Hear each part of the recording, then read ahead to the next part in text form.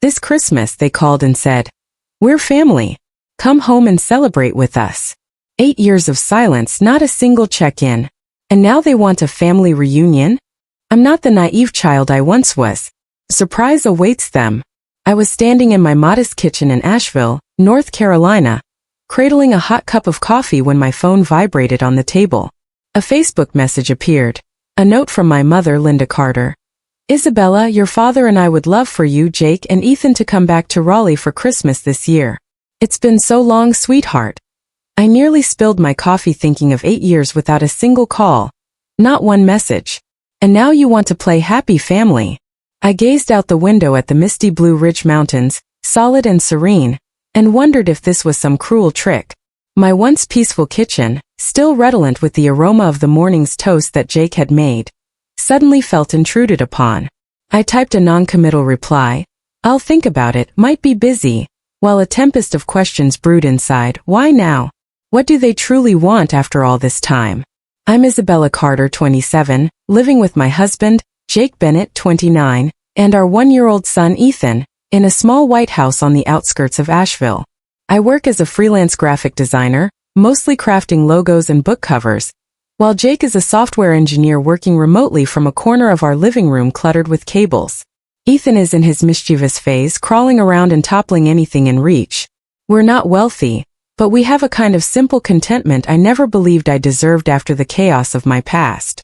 Last week I discovered I was pregnant again, just 8 weeks along, and Jake beamed all day when I told him. But then that message from my mother hit me like a stone thrown into the still waters of my life. Jake caught me lost in thought on my phone and said, "If you want to go, I'll stay with Ethan." No way am I letting the kids get caught up in whatever drama they're cooking up this time. I nodded, though my mind swirled in confusion. My best friend Sarah suggested I post about it online and seek opinions from strangers. I scoffed at the idea of appealing to random internet voices.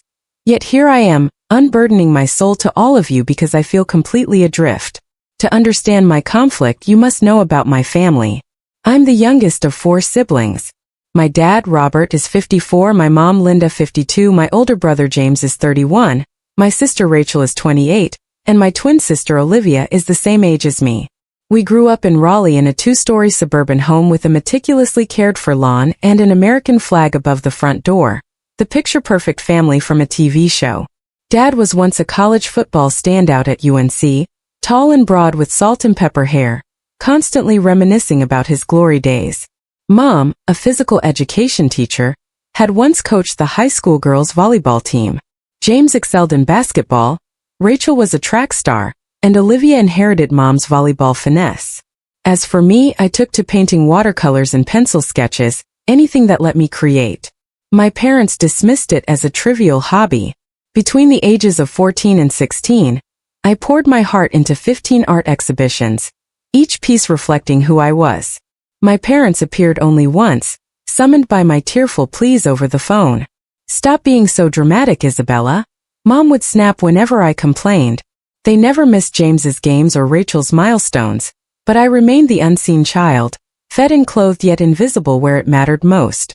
It hurt deeply, and I carried that resentment like a backpack full of bricks year after year. But that wasn't the only wound.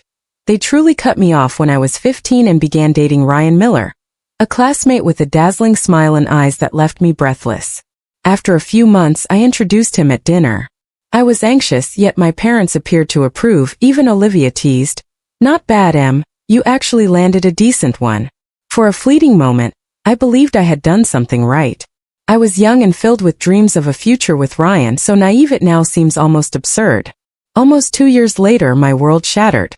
It was a rainy afternoon when my friend Chloe pulled me aside at school, speaking in hushed tones.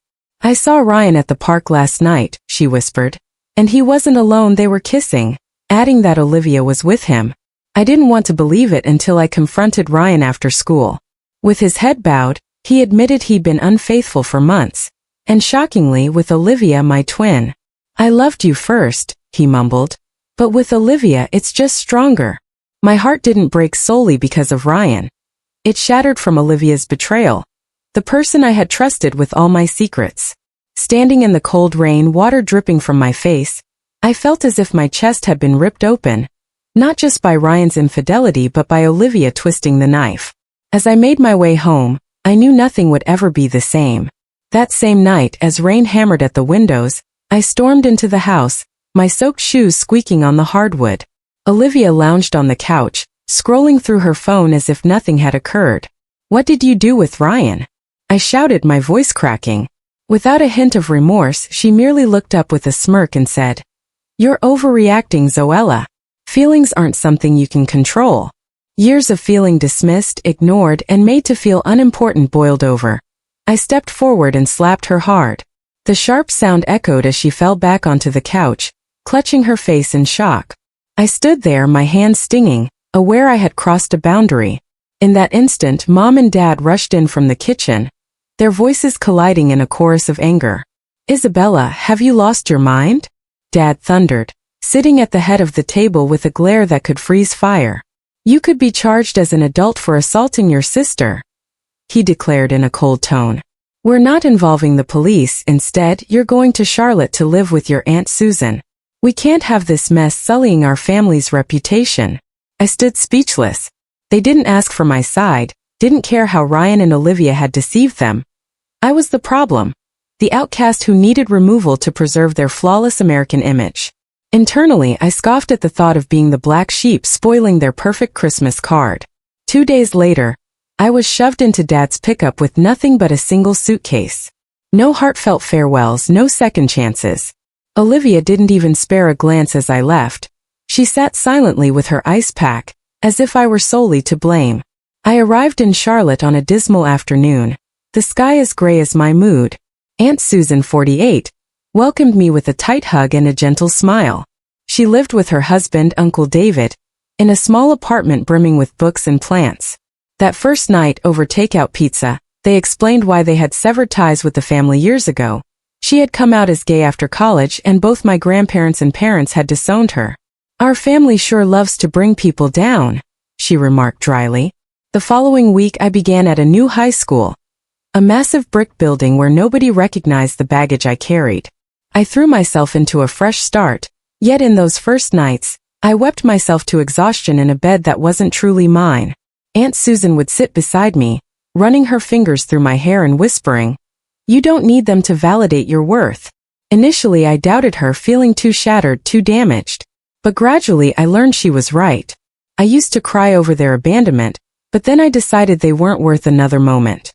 I clawed my way back up.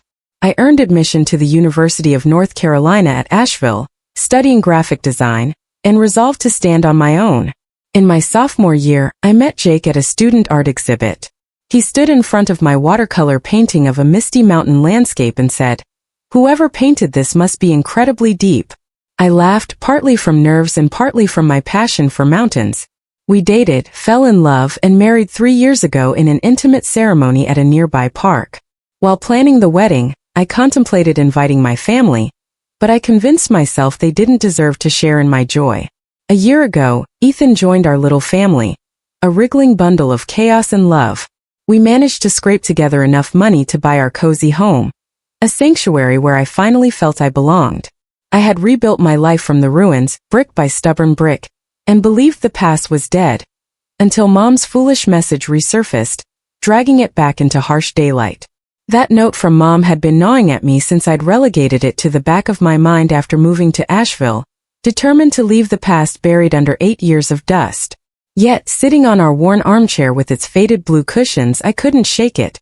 I had posted my entire messy saga online the previous night, half expecting silence, only to wake up to a flood of comments from strangers. "Don't go, they don't deserve you. Christmas is for the people who truly care." As I sat there scrolling through the responses, sipping my warm coffee and watching Jake play with Ethan on the rug, a thought struck me. Why should I drag myself back to Raleigh for people who once discarded me like yesterday's refuse? I picked up my phone and typed out a reply to Mom. "Thanks for the invite, but I'll be staying in Asheville with Jake and Ethan." I expected accusations of selfishness, something like, "You're being selfish, Isabella." Instead, their response was cool and clipped. "We respect your decision. Hope we can see you after the holidays." Almost casually, I let out a dry laugh, thinking under my breath they never made time for me before. So why should I waste my Christmas for them? Jake and Ethan were my real family now. And with this tiny life growing inside me, I wasn't about to drag us into their orchestrated disaster. Yet, that calm, polite reply clung to me like a splinter, whispering that something was amiss. That night, unable to sleep, I booted up my laptop and began an amateur investigation. I pulled up my brother James's Facebook profile.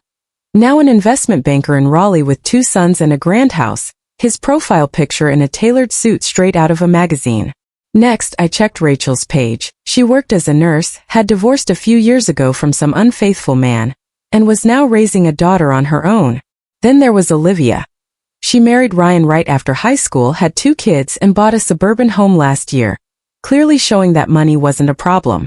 Dad had recently posted a picture of his new sports car, probably signaling a midlife crisis, while Mom's page brimmed with charity galas and community awards, a display of flawless maternal grace. I sat there staring at the screen, questioning why all of this was happening now. Money. They were all clearly better off, perhaps even with a kidney or something to spare. But Olivia, my twin, had always been the golden child. They already had grandchildren, and a suspicious feeling in my gut began to burn like a fresh wound. The next morning I called Aunt Susan. Her voice, slightly hoarse, asked, "Hey kid, what's going on?" I told her everything and she chuckled. "They never change, do they?" Then her tone turned serious. She revealed that Grandpa Henry, 79, had been inquiring about me lately, whether I was married, had kids.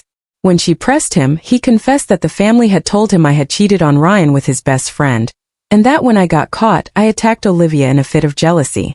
Grandpa, a man of strict principles who despised infidelity, had accepted their version without question.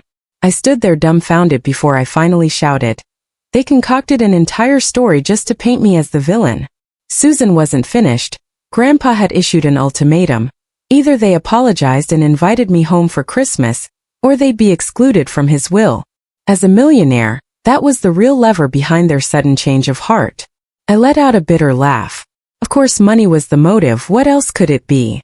Without wasting another moment, I blocked my parents' messages, deleted friend requests from James and Rachel, and even blocked Olivia's number, even though she hadn't reached out via text.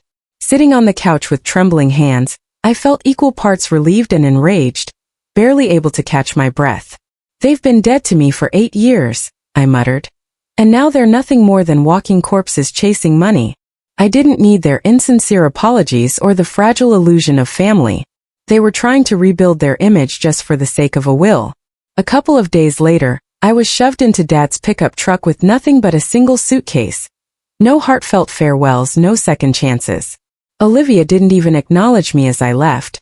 She simply sat there with her ice pack on her cheek, as if I were solely to blame. I arrived in Charlotte on a gloomy afternoon, the sky mirroring my mood. Aunt Susan, 48, greeted me at the door with a tight hug and a warm smile. Living with Uncle David in a snug apartment filled with books and plants, she made me feel welcome. That first night, over takeout pizza, she explained how she had severed ties with the family after coming out as gay in college. Her grandparents and parents had disowned her. "Our family sure knows how to tear people down," she said with a sharp laugh. The following week I began at a new high school, a colossal brick building where no one knew my name or the weight of my past. I threw myself into starting anew, though in those early nights I cried myself to exhaustion in a bed that wasn't truly mine. Aunt Susan would sit by my side, softly running her fingers through my hair and whispering, "You don't need them to define your worth." At first I didn't believe her. I felt too broken, too marred by years of neglect. But gradually I realized she was right. I used to weep over their abandonment, but eventually I decided they weren't worth another tear. I fought my way up and eventually got into the University of North Carolina at Asheville to study graphic design, determined to build my own future. In my sophomore year, I met Jake at a student art exhibit. He stood before my watercolor of a misty mountain scene and remarked, "Whoever painted this must be pretty deep." I laughed either at his comment or because I was just enamored with mountains. We started dating, fell in love, and got married 3 years ago in an intimate ceremony held at a park near our home. When planning the wedding, I toyed with the idea of inviting my family, but ultimately decided they did not deserve a place on my special day. A year ago, Ethan arrived, a squirming bundle of chaos and love, and we pooled our resources to buy our little house, a true sanctuary where I finally felt at home. I had reconstructed my life from the ruins, stubbornly rebuilding piece by piece, and convinced myself the past was long buried. That is, until Mom's stupid message last week forced everything to resurface, kicking and screaming into the light. That note from Mom had lingered in my thoughts ever since I tried to forget it after moving to Asheville, determined to leave the past behind under 8 years of dust. Now, as I sat in our worn armchair with faded blue cushions, I couldn't escape its pull. I had shared my messy saga online the previous night, half expecting silence, only to wake up to an avalanche of comments from strangers insisting, "Don't go back. They don't deserve you. Christmas is for those who truly care." I sat there scrolling through the responses, sipping my coffee, while watching Jake play with Ethan on the rug. I thought to myself, they're right. Why should I drag myself back to Raleigh for people who once cast me aside like old trash? I picked up my phone and replied to Mom, "Thanks for the invite, but I'll be staying in Asheville with Jake and Ethan." I anticipated backlash, something like, "You're being selfish, Isabella." But their reply was eerily calm. "We respect your decision. Hope we can see you after the holidays." I let out a dry laugh, murmuring under my breath that they never had time for me before, so why waste my Christmas on them? Jake and Ethan were my true family now, and with this new life growing inside me, I wasn't about to drag us into their orchestrated plans. Yet that cool, polite response echoed in my mind like a splinter, hinting that something was still very wrong. That night, restless and determined, I opened my laptop and started piecing together clues like an amateur detective. I looked up James's Facebook, now an investment banker in Raleigh with 2 sons and a sprawling home, his profile picture dressed sharply like a magazine cover. Next, I visited Rachel's profile, noting that she was a nurse who had divorced a cheating partner and was now raising her daughter alone. Then came Olivia. She had married Ryan straight out of high school, had 2 kids, and bought a suburban home last year. Clearly, money wasn't an issue for them. Dad had recently posted a photo of his new sports car, probably in the throes of a midlife crisis, while Mom's timeline was filled with charity galas and community awards, a display of flawless maternal virtue. I stared at the screen, asking myself why all of this was happening now. Was it money? They were all wealthier than I could ever imagine, maybe even capable of donating a kidney. But Olivia, my twin, always seemed to have it all together, leaving me with nothing but suspicion burning in my gut. The next morning I called Aunt Susan. Her voice, a little hoarse, asked, "Hey kid, what's going on?" I recounted everything and she let out a dry laugh. "They never change, do they?" Then her tone shifted as she confided that Grandpa Henry, 79, had been asking about me lately, inquiring if I was married or had kids. When she pressed him, he revealed that the family had spun a tale. I had cheated on Ryan with his best friend, and when caught, I attacked Olivia in a jealous frenzy. Grandpa, a devout man who loathed infidelity, believed them without a second thought. I stood frozen before I finally shouted, "They fabricated an entire story just to make me the villain." Susan wasn't finished. Grandpa had given them an ultimatum. Either they apologized and welcomed me home for Christmas, or I'd be cut out of his will. As a millionaire, that was the true reason behind their sudden change of heart. I let out a bitter laugh. Of course, money was the ultimate game changer. Without hesitating further, I blocked my parents' messages, deleted James and Rachel's friend requests, and even blocked Olivia's number, despite her silence. Sitting on the couch with trembling hands, I felt both liberated and furious, barely able to breathe. "They've been dead to me for 8 years, I murmured. And now they're nothing but walking corpses chasing money. I didn't need their hollow apologies or the illusion of family. They were trying to rebuild an image solely for the sake of a will. And so, with 2 days to spare, I found myself crammed into Dad's pickup truck with nothing but a single suitcase. No tearful goodbyes, no second chances. Olivia didn't even glance my way as I departed. She sat there with her ice pack pressed to her cheek, as if I alone were to blame. I arrived in Charlotte on a bleak afternoon, the sky as somber as my mood. Aunt Susan, 48, greeted me at the door with a firm embrace and a gentle smile. Living with Uncle David in a quaint apartment filled with books and plants, she made me feel welcome. That first night, over a simple takeout pizza, she recounted why she had severed ties with the family after coming out as gay in college, Her grandparents and parents had disowned her. "Our family sure knows how to tear people down," she said with a wry laugh. The following week I started at a new high school, a massive brick building where no one knew my name or the burdens I carried. I immersed myself in beginning anew, even though in the early nights I cried myself to sleep in a bed that wasn't mine. Aunt Susan would sit with me, gently combing my hair and whispering, "You don't need them to define your worth." At first I resisted her words, feeling too broken and marred by the past. But little by little I began to believe her. Eventually I rebuilt my life. I got accepted to the University of North Carolina at Asheville to study graphic design, and resolved to stand on my own. In my sophomore year, I met Jake at a student art exhibit. He stood in front of my watercolor painting, a hazy mountain landscape, and said, "Whoever created this must have a deep soul." I laughed, partly amused by his comment and partly enamored by the art. We began dating, fell in love, and were married 3 years ago in a small ceremony held at a local park. When planning our wedding, I briefly considered inviting my family, but quickly dismissed the idea. They hadn't been there for me in my happiest moments. A year ago, Ethan arrived, a rambunctious bundle of chaos and joy, and we managed to save enough money to buy our little haven, a home where I finally felt I belonged. I had rebuilt my life from the ashes, stubbornly piece by piece, convinced that the past was dead and buried. That is, until Mom's foolish message last week dredged it all up again. I couldn't shake that note from my mind. It had been nagging at me since I tried to ignore it after moving to Asheville, determined to keep the past buried under 8 years of dust. But now, as I sat on our worn armchair with its faded blue cushions, I found it impossible to let go. I had shared my entire messy saga online the previous night, half expecting silence, only to wake up to a cascade of comments from strangers urging, "Don't go. They don't deserve you. Christmas is for those who care."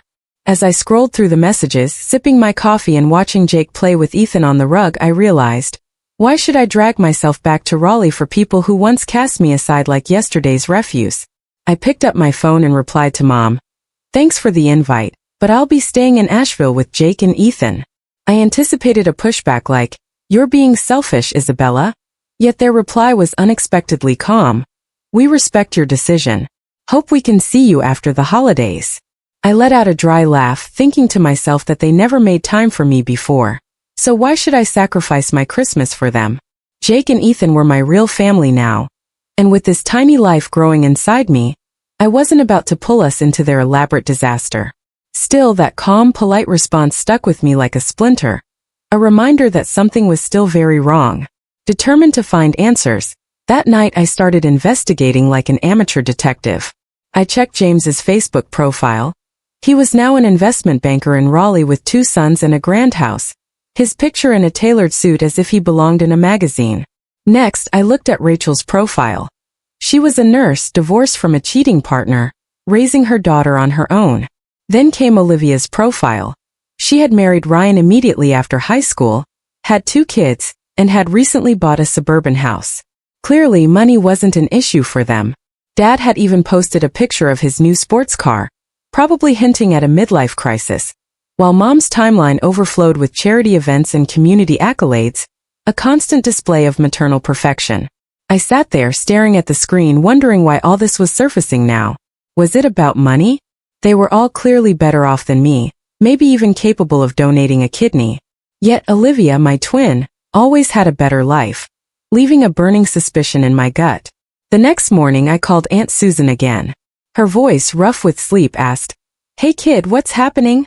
I recounted everything and she laughed dryly. "They never change, do they?" Then her tone grew serious as she revealed that Grandpa Henry, 79, had been asking about me, inquiring if I was married or had children. When she pressed him, he confessed that the family had fabricated a story. They claimed I'd cheated on Ryan with his best friend, and when discovered, I attacked Olivia in a jealous outburst. Grandpa, a strict man who despised infidelity, accepted their version without question. I stood in shock before finally shouting, "They made up an entire story just to paint me as the villain." Susan then explained that Grandpa had issued an ultimatum: apologize and invite me home for Christmas, or be cut from his will. Being a millionaire, that was the true reason behind their sudden change. I let out a bitter laugh. Of course money was at play. Without a moment's hesitation, I blocked my parents' messages, removed James and Rachel's friend requests, and blocked Olivia's number, even though she hadn't reached out. I sat on the couch, hands trembling, feeling both liberated and enraged, barely able to breathe. They've been dead to me for 8 years, I whispered. And now they're just empty husks. Chasing money. I didn't need their fake apologies or the fragile illusion of family. They were only trying to mend their image for the sake of a will. In that moment I realized that my true family was right here. Jake, Ethan, and the new life growing inside me.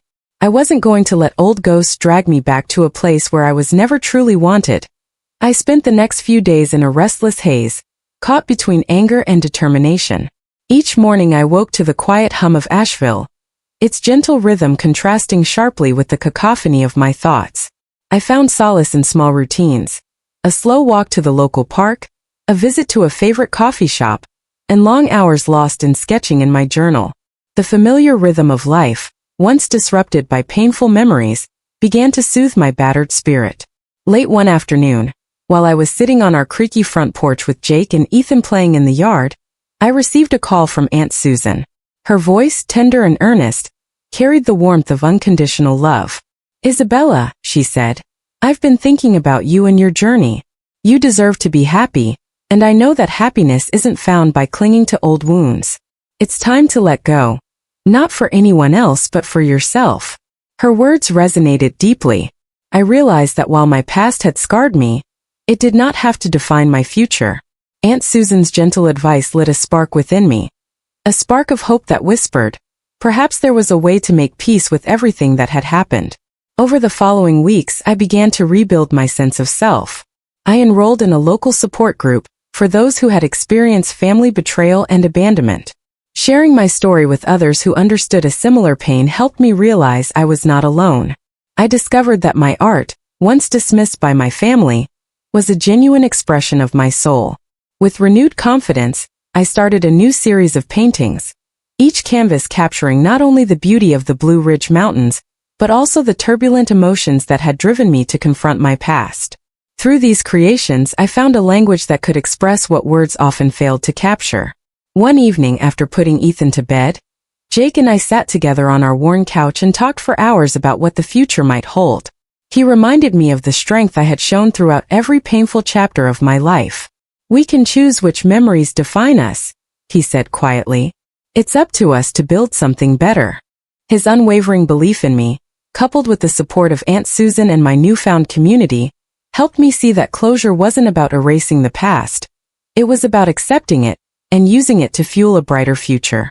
The turning point came when I decided to write a long, heartfelt letter addressed not to my family, but to myself.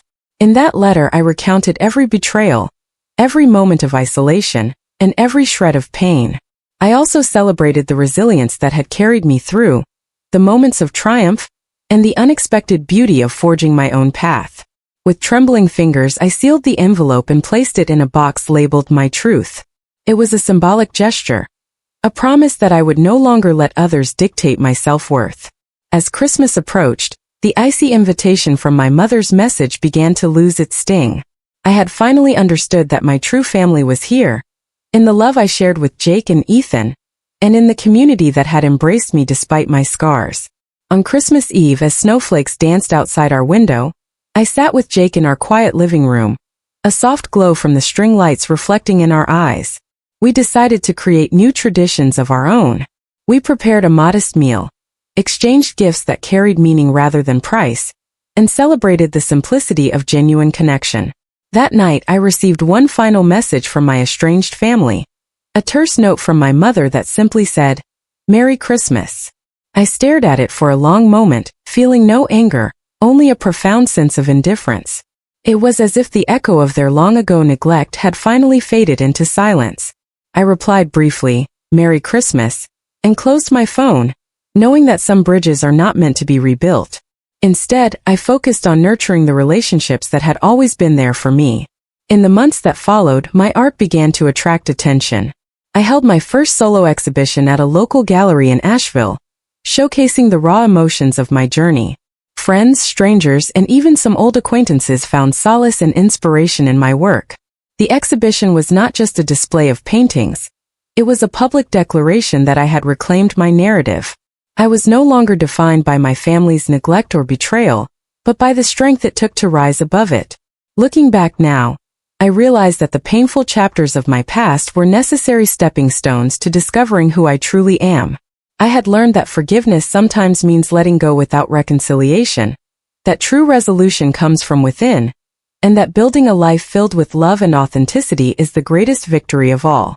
As I sat in my quiet studio one crisp morning, with the soft hum of life in the background, I felt a deep peace.